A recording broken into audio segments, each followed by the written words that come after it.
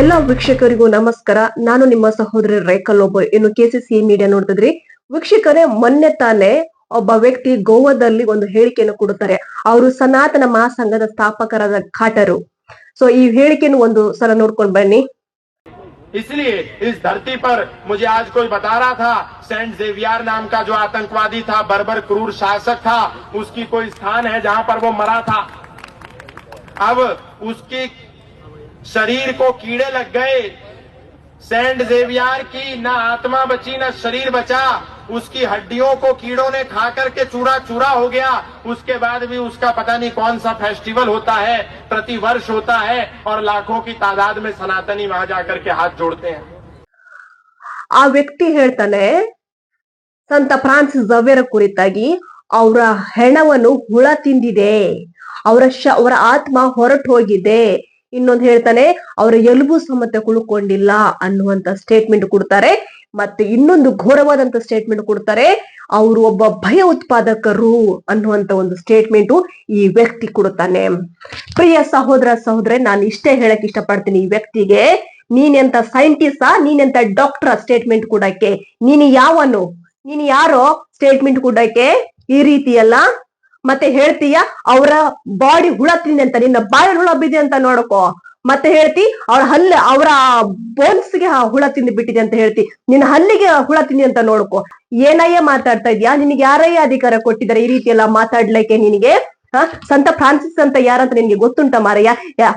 ಕ್ರಿಸ್ತ ಶಕ 16ನೇ ಶತಮಾನದಿಂದ ಹಿಡಿದು ನೌ ಇಸ್ 2026, 26ನೇ ವರ್ಷ, ಇವತ್ತಿನ ದಿವಸ 2026ನೇ ಇಸ್ವಿಗೆ ಕಾಲಿಟ್ಟಿದ್ವಿ ಅಂತ ಹೇಳಿದ್ರೆ ಸಂತ ಫ್ರಾನ್ಸಿಸ್ ಒಂದು ಇತಿಹಾಸ ಇದೆ.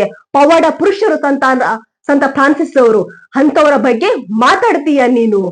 ಏನೋ ಮಾತಾಡ್ತೀಯ ನೀನು ಅಲ್ಲಿ ಕೂತ್ಕೊಂಡು ಗೋವಾದಲ್ಲಿ. ನೀನೆಂತ ಸನಾತನ ಧರ್ಮದ ಸ್ಥಾಪಕನಂತ? ಸನಾತನ ಧರ್ಮದ ಸ್ಥಾಪಕ ನಿನ್ಗೆ ಇದೇ ಹೇಳ್ಕೊಟ್ಟಿದ್ದಾನೆ. ಸನಾತನ ಧರ್ಮ ಸ್ಥಾಪಕನಾದ್ರೆ ಸಾಕಾಗುದಿಲ್ಲ. 1% ಕೂಡ ನಿಂಗೆ ಸನಾತನ ಧರ್ಮದ ಒಂದು ಜ್ಞಾನ ಬುದ್ಧಿ ಇಲ್ಲ. ಸನಾತನ ಧರ್ಮದ ಸ್ಥಾಪಕನಂತೆ. ಸನಾತನ ಧರ್ಮದ ಸ್ಥಾಪಕನಲ್ಲ ನೀನು, ಸನಾತನ ಧರ್ಮದ ಭಯೋತ್ಪಾದಕ ನೀನು. ಮಾತಾಡ್ತಿಯಲ್ಲಿ ಕೂತ್ಕೊಂಡು. ಯಾರಯ್ಯ ಪರ್ಮಿಷನ್ ಕೊಟ್ಟಿದ್ಯಾ? ನಮ್ಮ ಧರ್ಮದ ಕುರಿತಾಗಿ ನಿನಗೆ ಯಾರು ಪರ್ಮಿಷನ್ ಕೊಟ್ಟಿದ್ದು ಮಾತಾಡಕ್ಕೆ? ಮತ್ತೆ ಮಾತಾಡ್ತಿಯಲ್ಲಿ ಕೂತ್ಕೊಂಡು ಸಂತ ಫ್ರಾನ್ಸಿಸ್ ಝವೇರ್ ಕುರಿತಾಗಿ ನಿನ್ಗೆ ಏನ್ ವಿಷಯ ಗೊತ್ತುಂಟ? ಸಂತ ಫ್ರಾನ್ಸಿಸ್ ಝವೇರ್ ಕುರಿತಾಗಿ ಇವತ್ತು ಇಡೀ ಕ್ರೈಸ್ತ ಧರ್ಮವನ್ನು ತಗ್ಗಿಸುವಂತ ರೀತಿಯಲ್ಲಿ ಮಾಡಿದ್ದಿ. ಒಂದ್ ವೇಳೆ ಅವರು ಭಯೋತ್ಪಾದಕ ಅಂತ ಹೌದಾದ್ರೆ ನಿನ್ನಂತ ಹಿಂದೂಗಳು ಈ ಪ್ರಪಂಚದಲ್ಲಿ ಇರ್ತಾ ಇರ್ಲಿ, ಭಾರತ ದೇಶದಲ್ಲಿ ಇರ್ತಾ ಇರ್ಲಿಲ್ಲ. ಏನಯ್ಯ ನೀನ್ ಮಾತಾಡ್ತಾ ಇದೀಯ? ನಾನು ಅಲ್ಲಿ ಕೂತ್ಕೊಂಡು, ನೀನ್ ಅಲ್ಲಿ ನಿಂತುಕೊಂಡು ಅವನಿಗೆ ಯಾರ್ರೀ ಪರ್ಮಿಷನ್ ಕೊಟ್ಟಿದ್ದು ಅಲ್ಲಿ ಆ ಸ್ಟೇಜ್ ಅನ್ನು? ಇಷ್ಟೆಲ್ಲ ಪ್ರಾಬ್ಲಮ್ ಆಗ್ತಾ ಇದೆ, ಇಷ್ಟೆಲ್ಲ ಪ್ರಾಬ್ಲಮ್ ಕ್ರಿಯೇಟ್ ಮಾಡ್ತಾ ಇದ್ದಾನೆ. ಅವನನ್ನು ಒಳಗಡೆ ಹಾಕಲಾಗ್ಲಿಲ್ಲ ಇಷ್ಟುವರೆಗೆ? FIR ಹಾಕಿದ್ರೆ ಸಾಕಾಗುದಿಲ್ಲ. ಇಂಥ ಭಯೋತ್ಪಾದಕರ ಜೊತೆಗೆ ನಮ್ಮ ಭಾರತ ದೇಶದ ನೆಮ್ಮದಿನ ಹಾಳು ಮಾಡ್ತಾ ಇದ್ದಾರೆ.